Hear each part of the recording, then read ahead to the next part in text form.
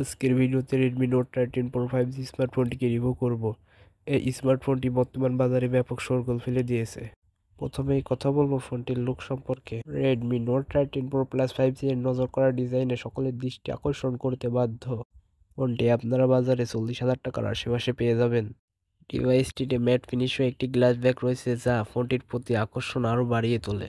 ফোনটিকে হাতে ধরে রাখা খুবই সহজ। ডিভাইসটিতে গ্লাস ব্যাক প্যানেলের পাশাপাশি লেদার ব্যাক প্যানেলও রয়েছে। ফোনটির বডি অ্যালুমিনিয়াম ম্যাটেরিয়ালের তৈরি। শক্তপোক্ত বডির এই ডিভাইসটার পুরুত্ব কিন্তু কিছুটা বেশি। হ্যাঁ, ঠিকই শুনেছেন, ফোনটির পুরুত্ব 8.9 মিলিমিটার। স্মার্টফোনটি কিন্তু আবার IP68 সার্টিফাইড, যেই কারণে স্মার্টফোনটি সত্যিই প্রশংসাযোগ্য। ফোনটিকে আপনি সর্বোচ্চ 1.5 মিটার গভীরে 30 মিনিট চুবিয়ে রাখতে পারবেন। হ্যাঁ, আপনারা ঠিকই শুনেছেন, শাওমি কোম্পানি এই দাবি করেছে যে ফোনটি 1.5 মিটার পানির গভীরে 30 মিনিট পর্যন্ত টিকতে পারবে। ডিভাইসটির পোর্টস অ্যান্ড বাটনের দিকে লক্ষ্য করলে দেখা যায় এর নিচের দিকে একটি সিম কার্ড স্লট, একটি microphone, USB type C port এবং একটি স্পিকার গ্রিল। মোবাইলটির বাম সাইড সম্পূর্ণ ফাঁকা রাখা হয়েছে। ডান সাইডে পাওয়ার বাটন এবং এর থেকে কিছুটা উপরে ভলিউম আপ ডাউন বাটন রাখা হয়েছে। ফোনটির উপরের দিকে থাকছে একটি আয়ার ব্লাস্টার, একটি নয়েজ ক্যান্সেলিং মাইক্রোফোন এবং একটি স্পিকার গ্রিল, অর্থাৎ ডিভাইসটিতে স্টেরিও স্পিকার রয়েছে। ফোনটিতে 6.67 ইঞ্চির একটি OLED ডিসপ্লে রয়েছে, 120 Hz রিফ্রেশ রেট এবং 1800 নিট পিক ব্রাইটনেস।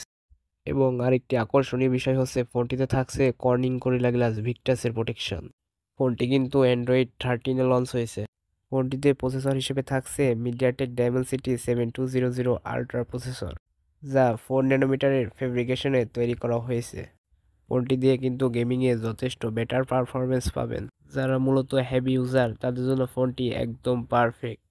ফোনটি 8GB, 12GB ও 16GB এই 3টা র্যাম ভেরিয়েন্টে পাবেন। ফোনটিতে ট্রিপল ক্যামেরা সেটআপ পেয়ে যাবেন, যার মেইন ক্যামেরা 200 মেগাপিক্সেল। ফোনটিতে ডুয়াল LED ফ্ল্যাশ রয়েছে এবং ফোনটি দিয়ে আপনি 4K 30fps ভিডিও রেকর্ডিং করতে পারবেন।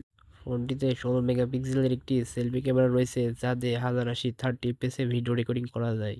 ফোনটিতে কিন্তু আন্ডার ডিসপ্লে ফিঙ্গারপ্রিন্ট রয়েছে। ফোনটিতে 5000 মিলিঅ্যাম্পিয়ারের একটি বড় সাইজের ব্যাটারি রয়েছে। চার্জ করার জন্য সাথে থাকছে 120 ওয়াটের চার্জার।